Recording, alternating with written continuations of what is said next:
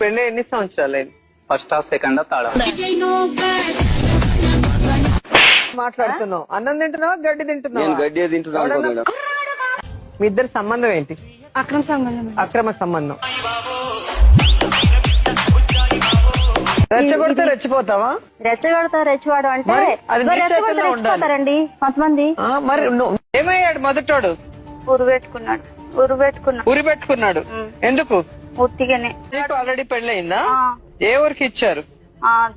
అక్కడ ఏ ఊరు ఇచ్చిర్రు. ఏ ఊరో తెలియదు. మీ ఆయన పేరన్నా తెలుసా? పేరు తెలియదు. పేరేంటి మీ ఆయన పేరు? ఆయన పేరండి ఏదో పేరని మర్చిపోయింది. ఇతనిలో ఏం నచ్చి చేసుకున్నావు?